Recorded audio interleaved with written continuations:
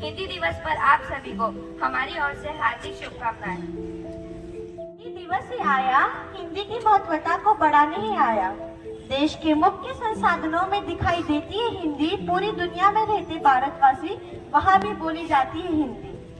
भारतीयों की पहचान है हिंदी, भारतीयों की शान है हिंदी। भारतीयों की पहचान है हिंदी, भारतीयों की शान है हिंदी। हिंदी हमारी सबसे न्यारी ऐसी राजभाषा है हमारी। तितली रानी पंख कहाँ से लाई हो, रंगों की तुम शहजादी हो, दूर देश से आई हो। रंग बिरंगे पंख तुम्हारे सबको लगते प्यारे प्यारे, इन पंखों पर हमें बिठाओ, दूर गगन की सैर कराओ। एक बार जंगल में बहुत से पशु पक्षी दौड़ते थे। वहाँ पे एक हिरण भी दौड़ता था। उसका नाम रंगीला था। रंगीला बहुत नेक और मेहनती था। जो भी जानवर वहाँ पे बीमार हो जाता था, वो उसके लिए दवाइयाँ और तबीयत पूछने जाता था। एक दिन वो खुद ही बीमार हो गया। कोई जंगल में खबर फैल गई, पर उससे कोई भी तबीयत पूछने नहीं गया।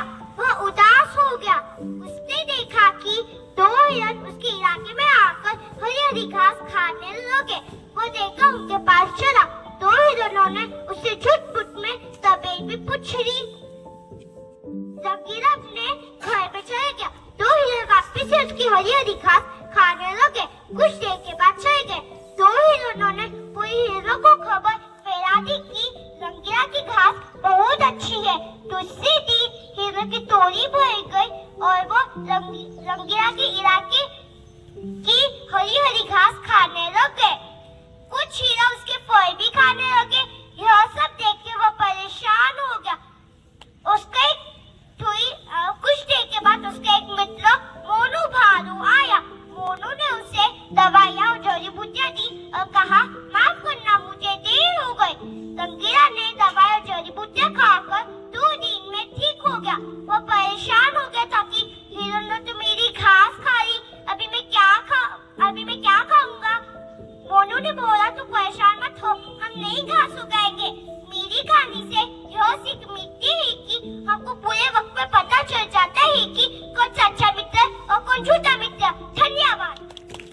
करता है सूरज बनकर आसमान में दौड़ लगाऊं, मन करता है चंदा बनकर सितारों पे अकड़ दिखाऊं, मन करता है बाबा बनकर मैं भी घर में पे ढोल जमाऊं, मन करता है पापा बनकर मैं भी अपनी मूंछ बढ़ाऊं, मन करता है तितली बनकर दूर दूर तक उड़ता जाऊं, मन करता है कोयल बनकर मीठे मीठे बोल सुनाऊं, मन करता है चिड़िया बनकर ची ची चू चू शोर मचाऊं, मन करता है चरखी लेकर पीली लाल पतंग उड़ाऊं। धन्यवाद।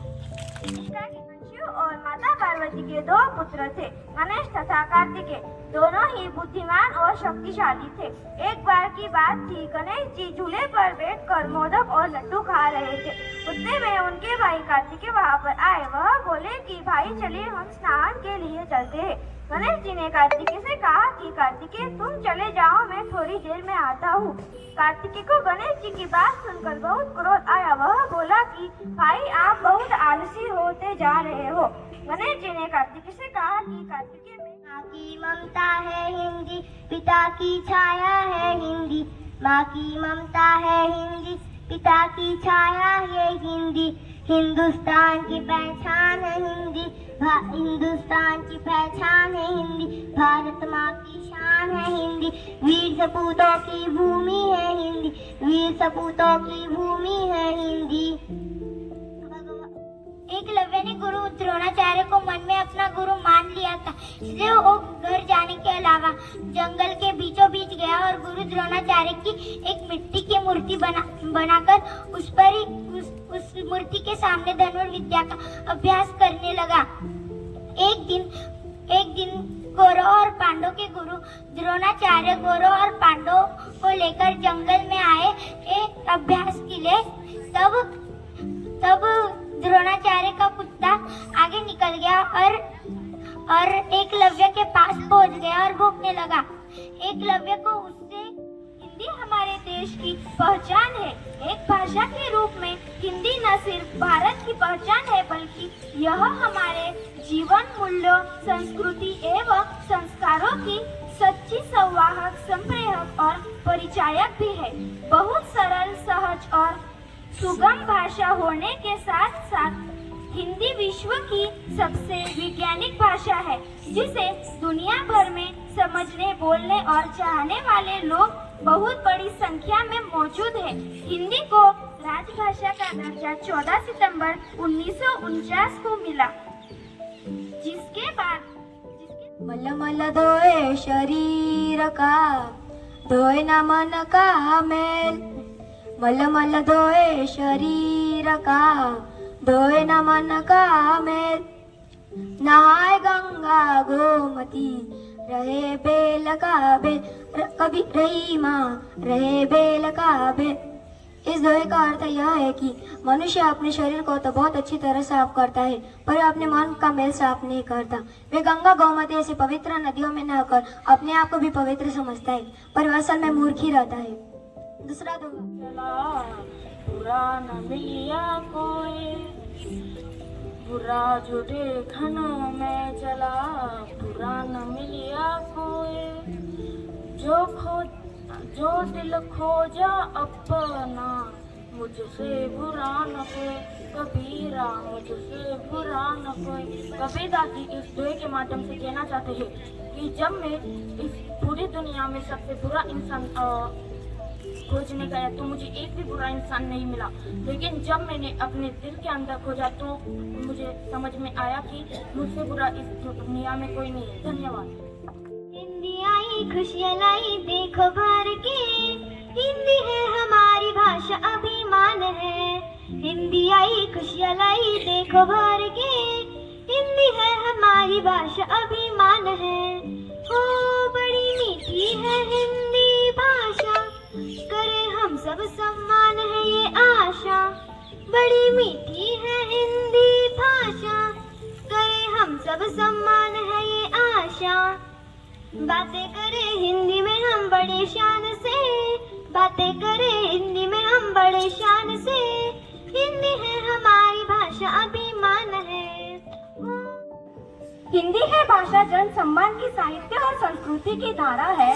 हिंदी है जन भाषा साहित्य और संस्कृति की धारा है। हिंदी में गीताओं की मिठास है, हिंदी में कविताओं का रस है। हिंदी है भाषा देशभक्ति की, हिंदी है भाषा प्रेम की। हिंदी में संगीत का लय है, हिंदी में नाटक की रंगनियां है। हिंदी बोली है, मधुरता है, हिंदी के शब्दों में अर्थों की गहराइयां है। हिंदी की बोली में मधुरता है, हिंदी के शब्दों में अर्थों की गहराई है। हिंदी एक भाषा एकता की, हिंदी एक भाषा स्वतंत्रता की। हिंदी को हमें अपनाना है, हिंदी को सम्मान देना है। हिंदी को हमें अपनाना है, हिंदी को हमें सम्मान देना है। हिंदी को हमारी जुबान बनाना है, हिंदी को हमें राजभाषा से राष्ट्रभाषा बनाना है। धन्यवाद। सके तो लूट ले राम नाम की लूट सके तो लूट ले राम नाम की लूट। अंत समय पछताओगे जब प्राण जाएंगे छूट कबीरा, प्राण जाएंगे छूट। अर्थ कबीर दास जी कहते हैं कि यह संसार ज्ञान से भरा पड़ा है, हर जगह राम बसे। अभी समय है, राम की भक्ति करो, नहीं तो जब अंत समय आएगा तो पछताना पड़ेगा। धन्यवाद। इसीलिए आज का दिन बहुत जरूरी है। जो कल हम 14 सितंबर को हिंदी दिवस मनाते हैं, वो मनाने की जो जरूरत पड़ रही है। आज वास्तव में हम ना तो हिंदी प्रॉपर बोल पा रहे हैं, सही से बोल पा रहे हैं, ना अंग्रेजी बोल पाते हैं, ना ही मराठी बोल पाते। आज हमारी जो स्थिति है, ये तीनों भाषा मिक्स करके इसका मिश्रण बनाकर हम आज बोलते हैं।